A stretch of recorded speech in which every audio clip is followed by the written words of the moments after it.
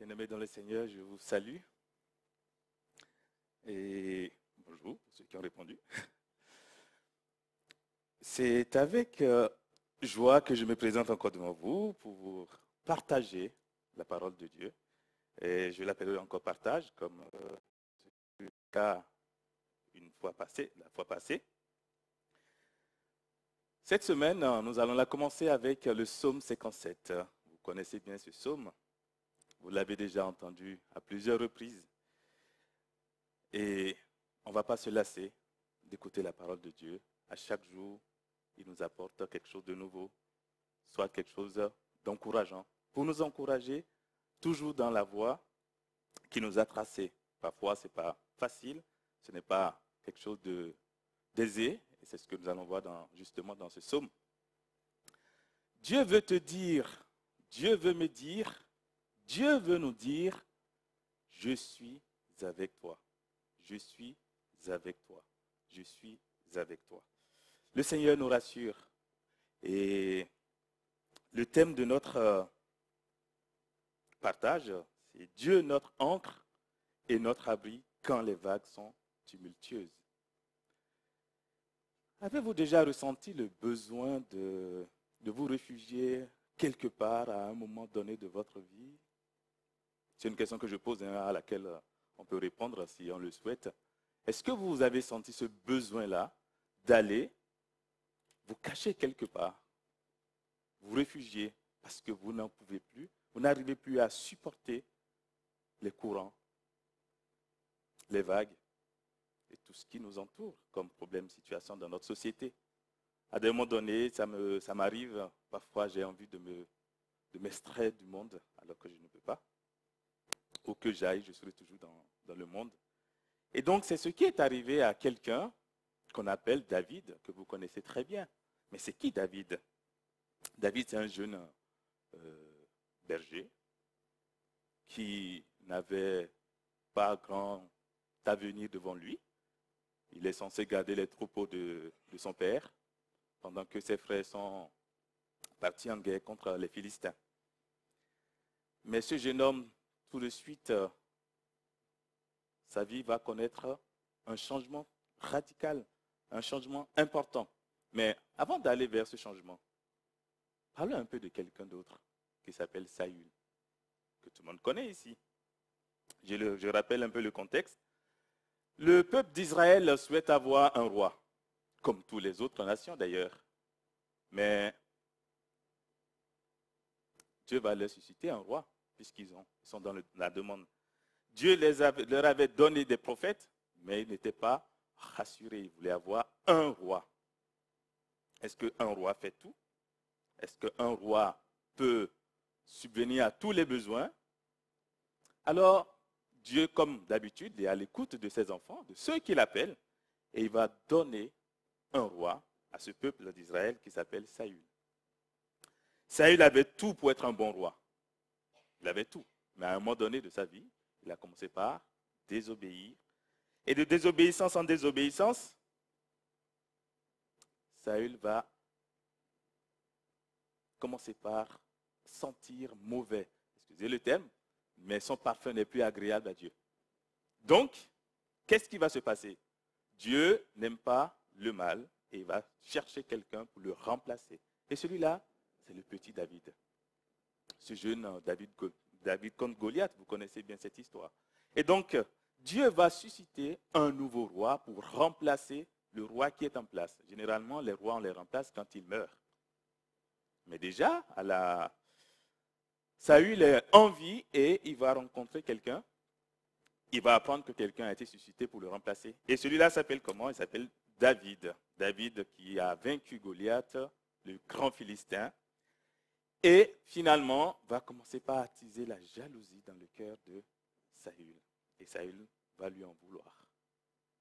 À plusieurs reprises, il va tenter à sa vie, même si Jonathan, le fils de Saül, a tant bien que mal essayé de le protéger en lui annonçant les desseins de son père, le projet que le père a établi sur la vie de David. Et donc David va se mettre à la fuite. va commencer par fuir. Qui? Saül. Saül qui va chercher une grande armée de près de 3000 soldats à la recherche d'une seule personne à qui il veut la mort. Avant d'aller plus loin, lisons ce psaume-là et nous allons revenir sur l'histoire de David qui était en train de fuir Saül.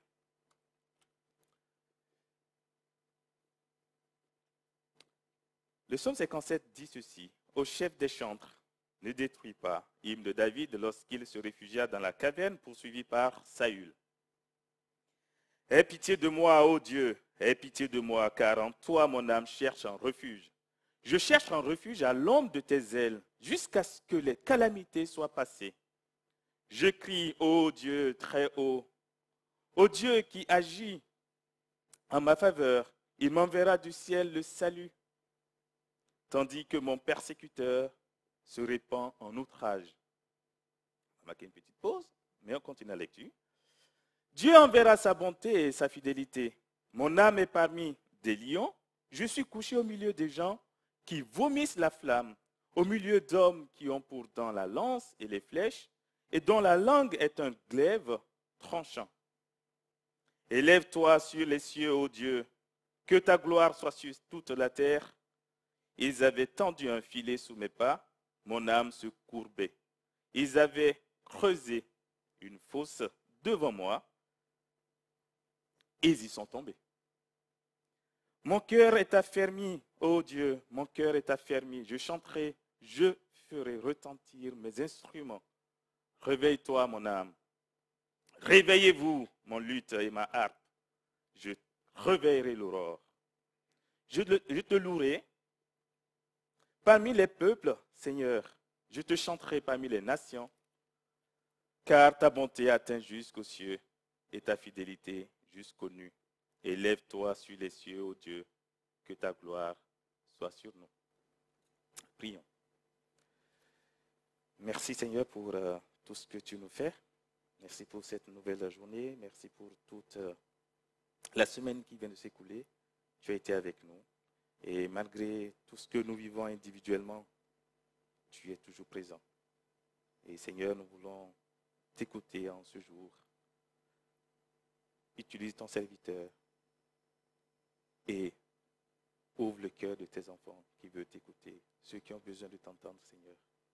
Que ce qui va sortir de ma bouche ne soit pas mes paroles, mais que ce soit tes paroles inspirées, Seigneur. En ton nom. Amen. Donc, on parlait de quelqu'un qui s'appelle David. On peut passer au slide suivant. Caché ou dans une caverne. Et donc, David était poursuivi par Saül et son armée. Il alla se réfugier dans une première caverne à Adullam. Tous ceux qui ont hébergé David se sont fait massacrer par Saül. On avance. David doit changer encore de mode de vie, de point de retrait, et se retrouve dans une autre caverne qui s'appelle En-Gedi. Dans cette caverne,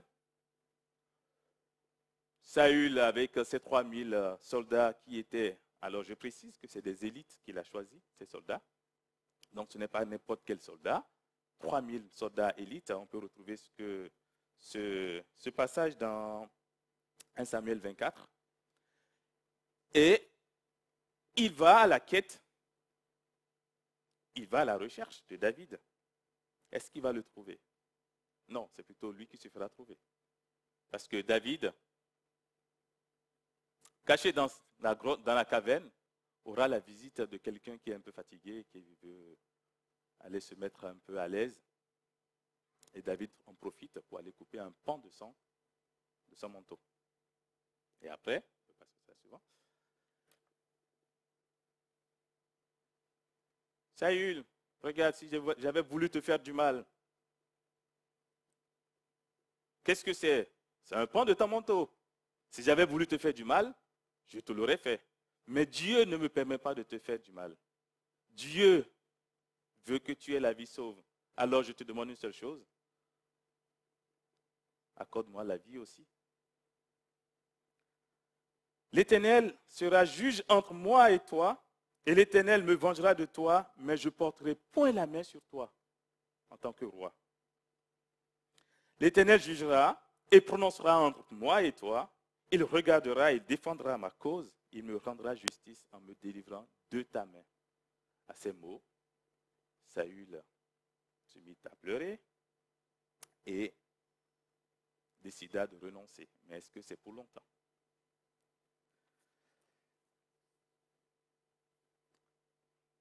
Parfois, nous sommes dans des situations pareilles, identiques à celles de David, où nous sommes acculés de partout. Nous voyons David qui a été pourchassé, on dirait un fugitif, un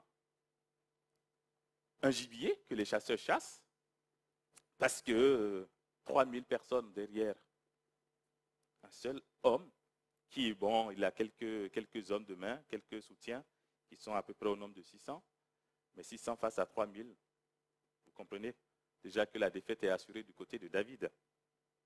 Alors David préfère ne pas régler ses comptes personnels avec Saül, mais plutôt laisser Dieu agir. Laisser Dieu prendre les devants, laisser Dieu intervenir. Et c'est ce qui nous amène à la première partie de notre message, de notre partage, l'appel de Dieu à l'aide.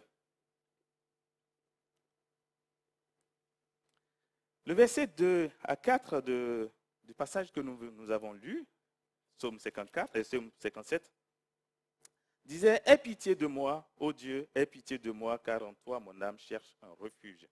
Je cherche un refuge à l'ombre de tes ailes, jusqu'à ce que les calamités soient passées. Je crie au Dieu très haut, au Dieu qui agit en ma faveur. Il m'enverra du ciel le salut, tandis que mon persécuteur se répand en outrage. Dieu enverra sa bonté et sa fidélité. »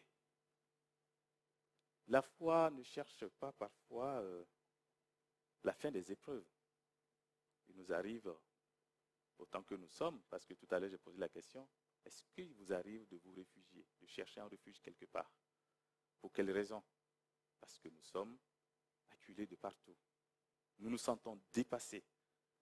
Nous sommes face à des épreuves. Et c'est ce que ce psaume nous rappelle, que face à nos épreuves, face à nos tribulations, face aux dangers auxquels nous sommes soumis, l'appel à Dieu est très important. Car la foi ne cherche pas la fin des épreuves, mais un abri sous les ailes de notre Dieu. Dieu est fidèle et sa fidélité dure éternellement. Frères et sœurs, sachant que dans toutes circonstances, nous pouvons lui faire appel. Car c'est celui-là qui ne change pas d'avis. Il n'est pas comme un homme. Ah, mais tu m'as promis hier que tu pouvais m'aider. Oui, mais écoute, aujourd'hui, j'ai mon enfant qui est malade, je ne peux pas venir. Non, mais en fait, le boulot, j'ai beaucoup de choses à régler dans mon boulot, et ce qui fait que je ne peux pas. Je suis désolé. Vous connaissez ce mot-là, je suis désolé. Cette expression, vous l'avez déjà reçue au moins une fois de votre vie. Je suis désolé. Mais Dieu n'est jamais désolé. Il est toujours présent et il répond à l'appel. Et c'est ce que David a compris en n'allant pas lui-même régler ses comptes, mais en faisant appel à Dieu. Dans les moments les plus difficiles de sa vie, il sait qu'il peut compter sur Dieu parce qu'il en a fait l'expérience à plusieurs reprises. La caverne dans laquelle notre héros, David, s'est réfugié, c'est quand même quelque chose de matériel. C'est quelque chose de limité, quelque chose d'éphémère. Mais il a besoin d'un autre refuge, qui est celui de Dieu. Au moins, il est assuré que seul Dieu peut lui offrir le refuge, le vrai refuge. Le vrai refuge. Je vais y arriver. On se demande, mais Pourquoi appelle-t-il au secours Dieu? Pourquoi appelle-t-il au secours? Nous allons voir ça. Je vais passer les slides suivants. Oui, Dieu est pour nous un refuge et un appui, un secours toujours présent dans la détresse. Donc on peut toujours lui faire confiance dans Psaume 46, verset 2. Slide suivant. Le psalmiste fait face à des tourments qui sont décrits, qu'il décrit lui-même. Je suis au milieu de gens qui, 1. Vomissent des flammes. C'est votre cas? Vous avez des gens qui vomissent des flammes? Qui crachent la méchanceté sur vous? Eh oui. Ont des dents en lance. Ils ne vous ratent jamais. Ont des dents en flèche.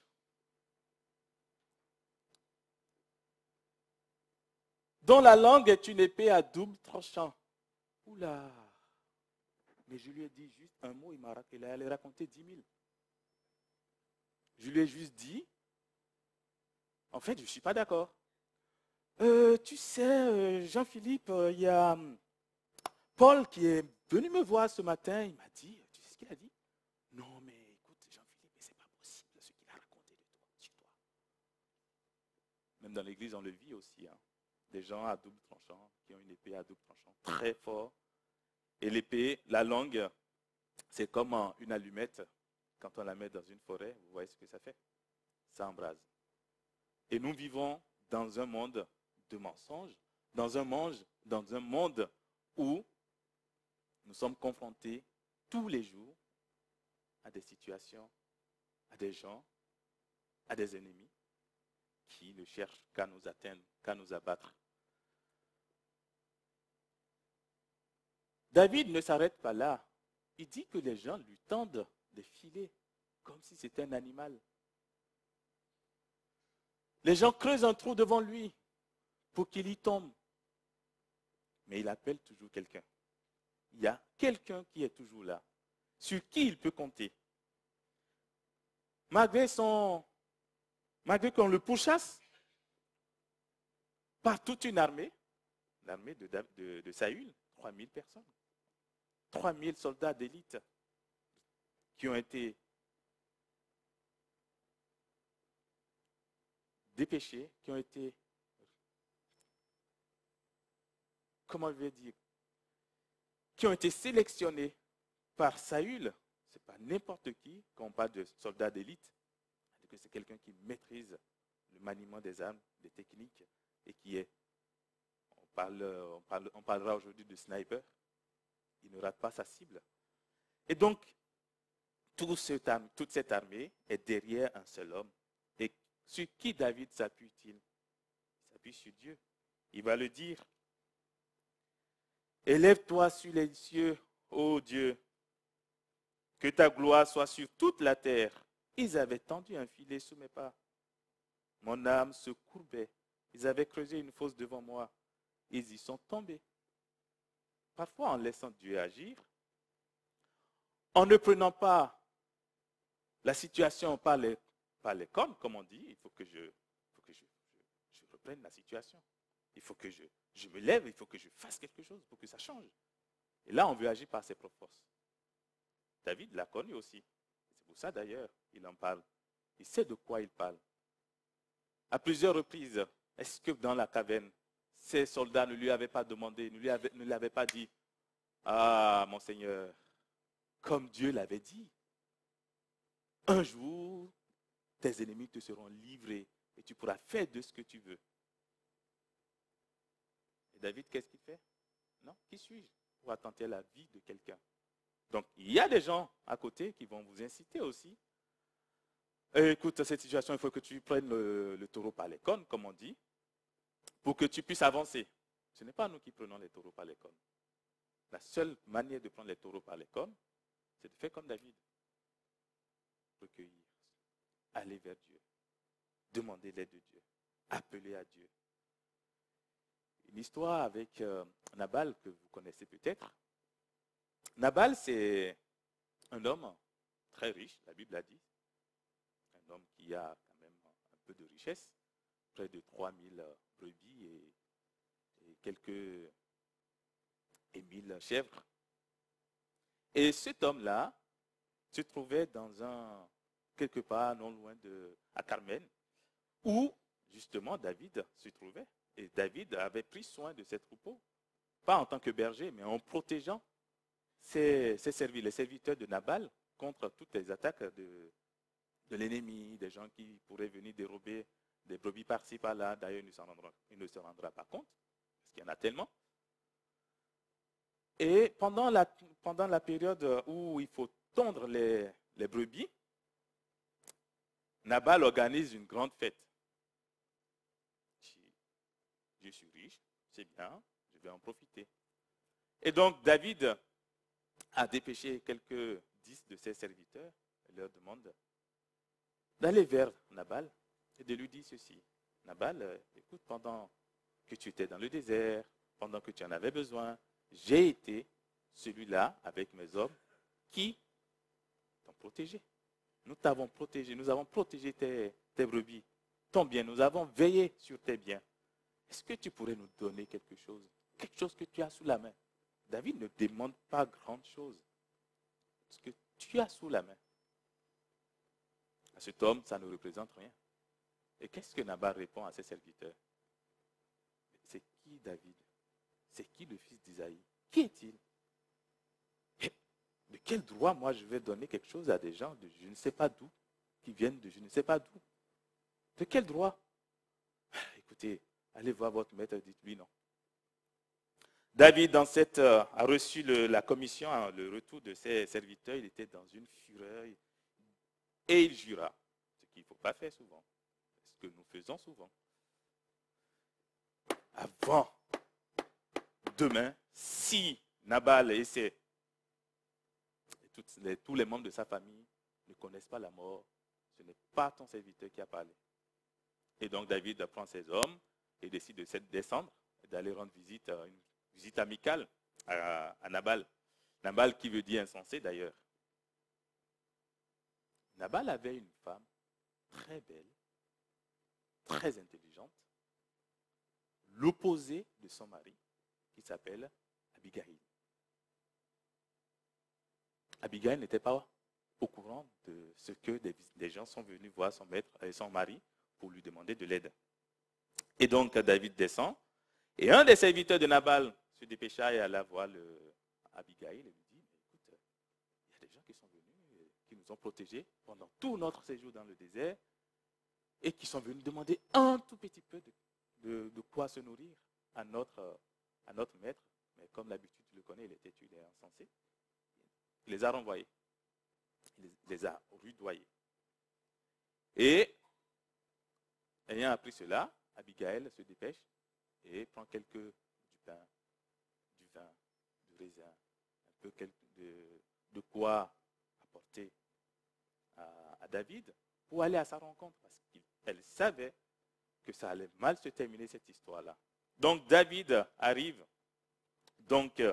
près de là où Nabal tondait ses brebis, organisait sa fête. Et Abigail arrive à sa rencontre en même temps. Et qu'est-ce qu'elle lui dit? Maintenant, mon Seigneur, aussi vrai que l'Éternel est vivant et que ton âme est vivante, c'est l'Éternel qui t'a empêché de répandre le sang et qui a retenu ta main. Que tes ennemis, que ceux qui veulent du mal à mon Seigneur soient comme Nabal, soient des insensés. S'il s'élève quelqu'un qui te poursuive et qui en veuille à ta vie, l'âme de mon Seigneur sera liée dans le faisceau des vivants auprès de l'Éternel, ton Dieu, et il lancera du creux de la fronde l'âme de tes ennemis. Mon Seigneur n'aura ni remords, ni souffrance de cœur pour avoir répandu le sang inutilement et pour être vengé lui-même. Alors, ce dernier passage fait suite à la demande d'Abigail d'épargner la vie de Nabal et de toute sa famille. Et que ça ne sert à rien que lui-même répande le sang de quelqu'un, se souille la main, comme on dit, avec le sang d'un homme, aussi insensé soit-il. Et David s'est rendu compte de son erreur et a repris les biens qu'on lui a apportés et s'en alla. Et quand il est parti, David est parti. Et aujourd'hui, dans ce psaume, aujourd'hui à son époque, il se rend compte en fait que ce n'est pas à lui d'aller chercher la vengeance, mais c'est plutôt à Dieu de se venger, de venger sa cause, de prendre sa cause et de le délivrer. Il nous arrive, comme je l'ai dit tantôt, d'avoir de ces situations où nous sommes pris de partout, des conseillers qui viennent par-ci, par-là, des décisions à la hâte. Mais faisons comme David et faisons comme Abigail. Pourquoi n'allons pas discuter avec Dieu lui-même, qui règle tous les problèmes? Allons vers lui, mettons-nous à genoux, si possible, discutons avec lui, asseyons-nous à côté de lui. On dit que Dieu est partout, et nous le savons. Ce n'est pas qu'on dit, nous le savons, nous savons que Dieu est partout. Il est là, il nous écoute, tous les jours. Approchons-nous de son trône de grâce. Approchons-nous de son trône de grâce, car il est fidèle. Dieu est victorieux. Malgré tous ses ennemis, David trouve le moyen de se confier en l'Éternel. Ce qui nous amène à la troisième et dernière partie. Comment fait-il pour résister? David, c'est quelqu'un qui aime la musique, qui aime chanter. Et c'est lui, il a composé pas mal de psaumes, qui sont des chants que nous devons prendre. C'est des psaumes, c'est des chants que nous pouvons lire selon les circonstances de nos vies. David décide donc de ne pas se morfondre sur son sort, mais de se lever, d'aller à la rencontre de son Dieu. Pas seulement avec des plaintes. On passe là de plaintes. Ah, mes ennemis font ci, mes ennemis font ça, mes ennemis ont fait ceci, mes ennemis ont fait ça. À une situation de célébration, de louange. Il décide de louer l'Éternel avec ses instruments. Il décide même de réveiller l'aurore. Le réveil. Malgré les situations, même quand tout semble noir, assombri, David cherche un bout de lumière quelque part. Et ce bout de lumière, qui est-ce qu'il lui apporte? C'est notre Dieu. C'est Dieu qui lui apporte cette lumière dont il a besoin. Avons-nous besoin de lumière dans notre vie?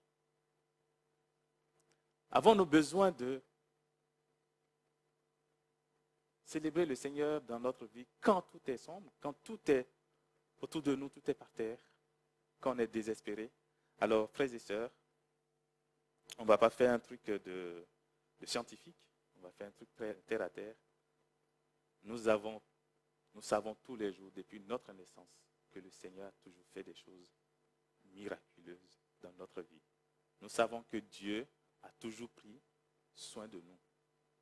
Ce n'est pas aujourd'hui qu'il va nous abandonner. Il a été fidèle, il l'a dit. Dans les situations les plus compliquées, les plus difficiles, où nous n'avons plus personne, où nous nous sentons très seuls, dans notre caverne, très illusoire, très éphémère, comme David, cherchons la lumière de l'Éternel. Allons cueillir cette lumière, allons demander à Dieu de nous fournir cette lumière. Et il va nous l'accorder. Il est juste et fidèle et ne nous abandonne jamais.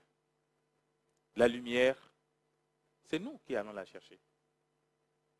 Et nous avons besoin de lumière dans notre vie, de tous les jours. Pessicar a besoin de lumière. Je ne dis pas qu'il n'y en a pas. Mais si on peut en avoir plus, pourquoi pas? On est tous d'accord, vous êtes d'accord avec moi, que nous avons besoin de la lumière. Dans les difficultés, prenons un cantique, prenons un chant. Chantons, louons le Seigneur. Je vous l'avais déjà raconté une fois ici, que chanter, ce n'est pas mon truc. Vous connaissez, déjà à m'entendre, vous savez déjà que cette voix ne va pas aller vers un micro de musique. Mais il m'arrive que ma femme me dise, ah, mais tu chantes. c'est quelque chose de rare. Parfois, il m'arrive de mettre la musique et de danser, tout seul.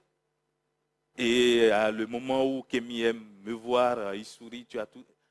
C'est quand je me mets à danser devant lui. Parce que parfois, ce n'est pas en me morfant sur mon sort que je vais régler ce problème. Mais c'est en élevant la voix, célébrant le Seigneur, que nous pouvons, que j'arrive à faire dissiper.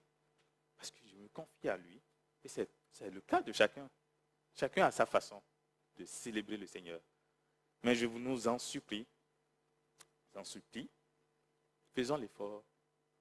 Ne nous détruisons pas, mais essayons toujours de tout abandonner à Dieu.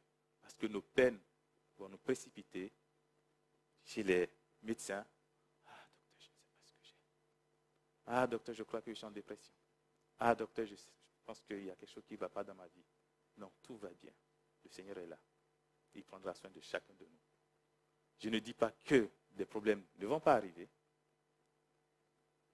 La foi ne veut pas dire qu'il faut arrêter les problèmes, mais c'est de laisser le temps à Dieu de les faire passer. Ce vent va arriver et tout va disparaître. Aujourd'hui, il y a un temps qui n'est pas agréable dehors. Peut-être demain, que Dieu va chasser les nuages, qu'on aura le beau soleil d'habitude de la Côte d'Azur.